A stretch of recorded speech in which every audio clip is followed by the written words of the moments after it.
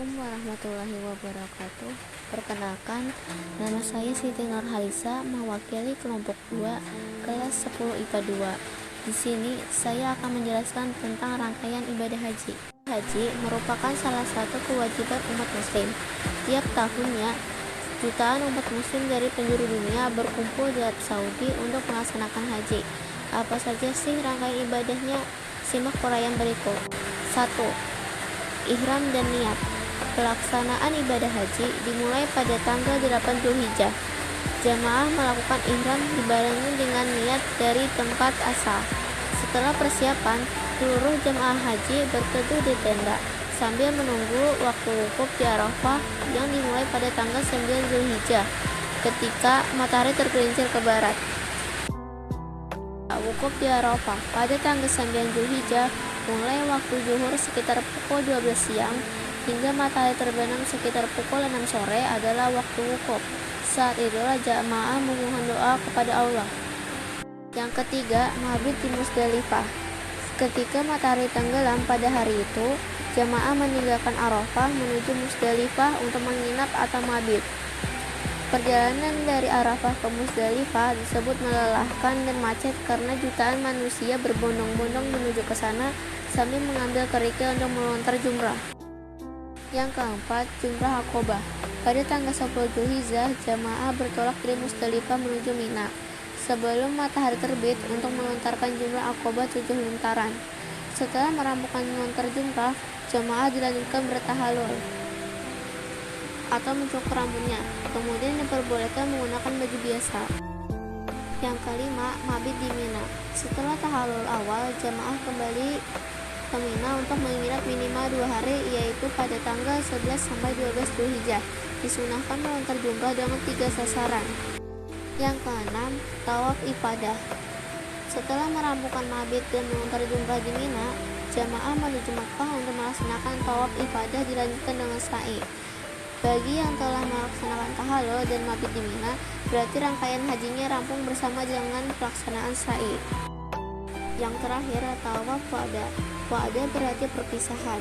Setelah menyelesaikan seluruh ritual haji, jamaah melaksanakan tawaf wada sebelum meninggalkan Mekah untuk kembali ke negaranya masing-masing. Terima kasih telah menonton video dari kelompok kami. Apabila ada salah kata, saya Pipi Lestari mewakili kelompok 2 dari kelas 10 IPA 2. Mohon maaf sebesar-besarnya. Wassalamualaikum warahmatullahi wabarakatuh.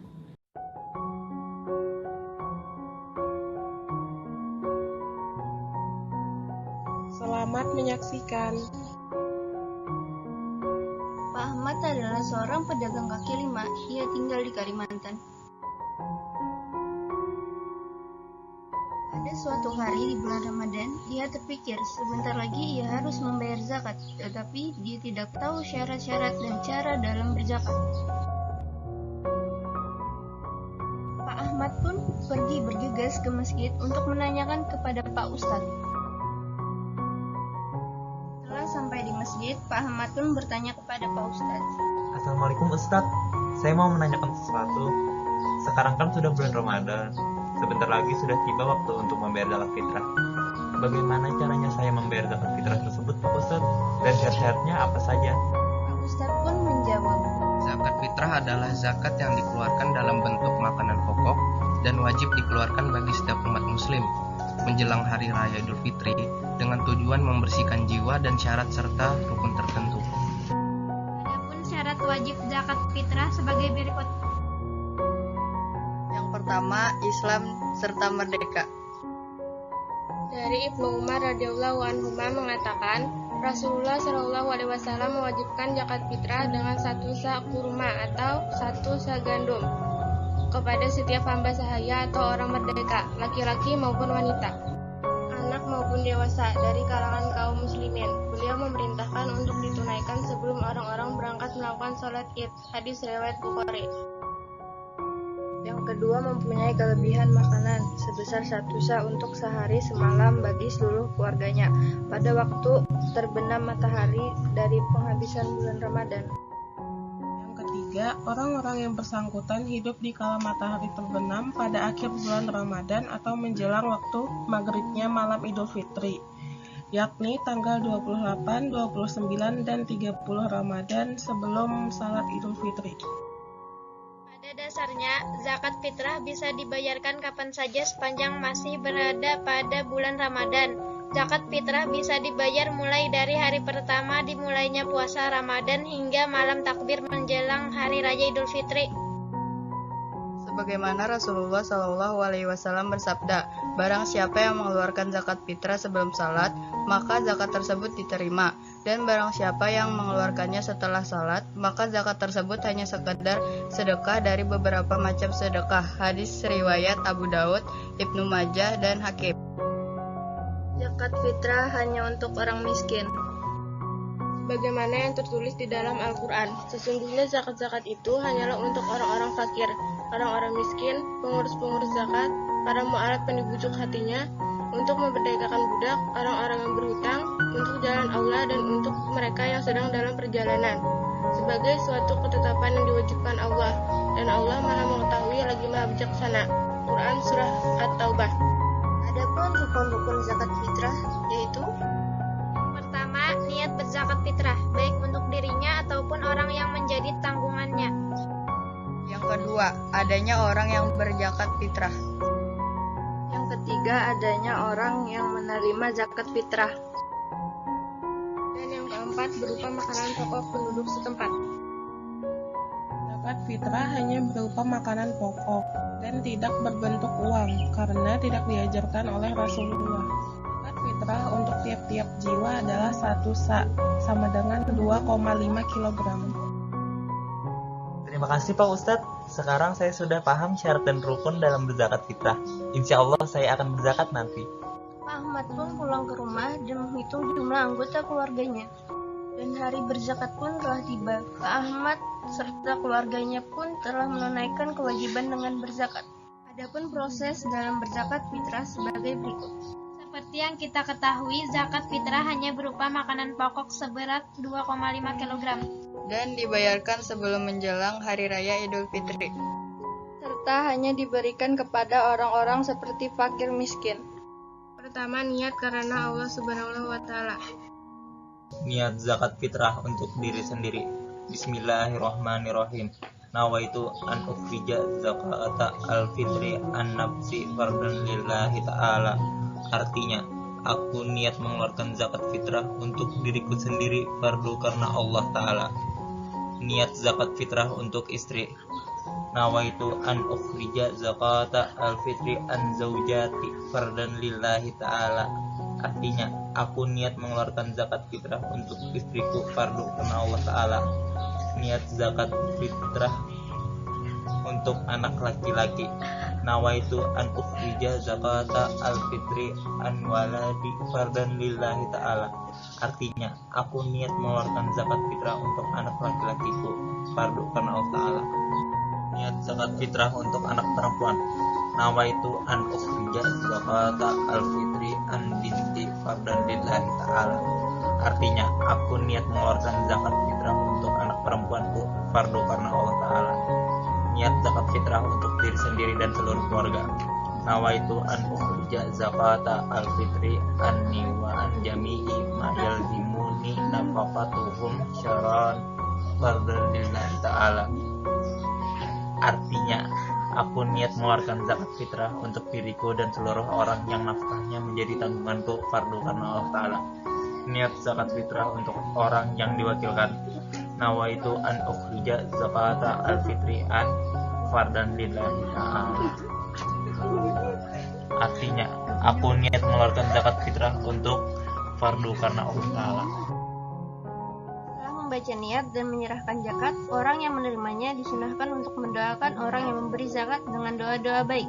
Berikut satu di antara contohnya. Bismillahirrahmanirrahim.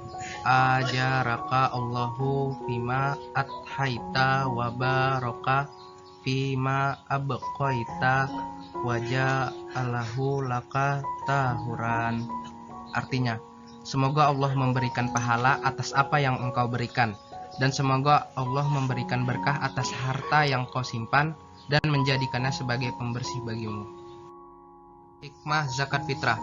Banyak terdapat hikmah yang kita dapatkan jika membayar zakat fitrah, antara lain adalah untuk membersihkan jiwa, membuat hati menjadi tenang sebagai bentuk rasa syukur, dapat mensucikan diri dari harta yang bukan hak kita, memberikan makan orang-orang yang berhak, dan mendapatkan pahala serta melengkapi amalan ibadah puasa. Maka dari itu, mari kita bersegeralah dalam menunaikan zakat dengan berlomba-lomba dalam kebaikan. Jangan pernah kita lupakan nasib saudara kita yang berada dalam kesusahan, karena sesungguhnya dengan kita menunaikan zakat akan meringankan beban mereka yang tidak mampu. Semoga Allah senantiasa selalu menganugerahi kita semua untuk istiqomah dalam melakukan ketaatan kepadanya.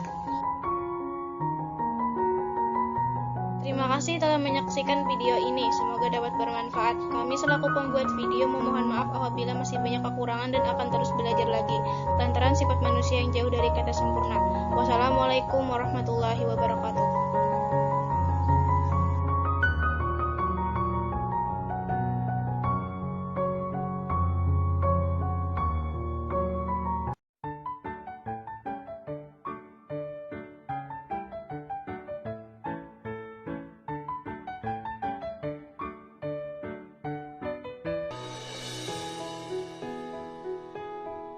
Assalamualaikum Siti. Waalaikumsalam Edo. Kamu habis dari mana? Kelihatan rapi sekali. Saya habis menemani Bapak ke KUA. Ngapain kamu ke kantor urusan agama, Dok?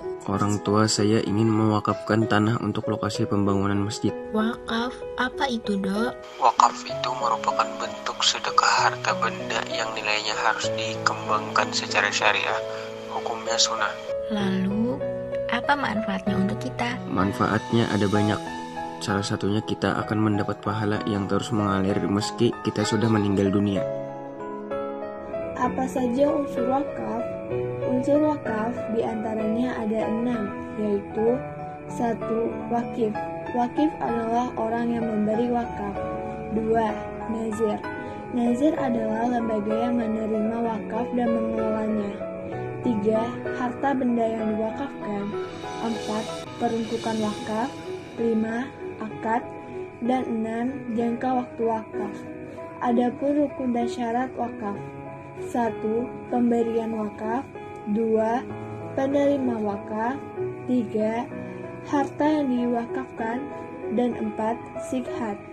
Menurut Undang-Undang Nomor 41 Tahun 2004, wakaf adalah perbuatan pihak yang mewakafkan harta bendanya untuk dimanfaatkan selamanya atau untuk jangka tertentu sesuai dengan kepentingannya, guna keperluan ibadah dan atau kesejahteraan umum menurut syariat. Rukun wakaf ada 4. Yang pertama wakaf, yang kedua mauquf bih, yang ketiga ijab kabul, yang keempat mauquf alaih. Wakaf tidak harus selalu tentang kuburan dan masjid. Wakaf juga dapat diproduktifkan. Maksudnya adalah harta benda yang digunakan untuk kepentingan produksi, baik di bidang kesehatan, sosial, dan pendidikan, yang memanfaatkan hasil pengembangan wakaf diberikan kepada yang berhak sesuai tujuan wakaf. Beberapa contoh wakaf produktif adalah rumah sakit, rokok, dan lembaga pendidikan.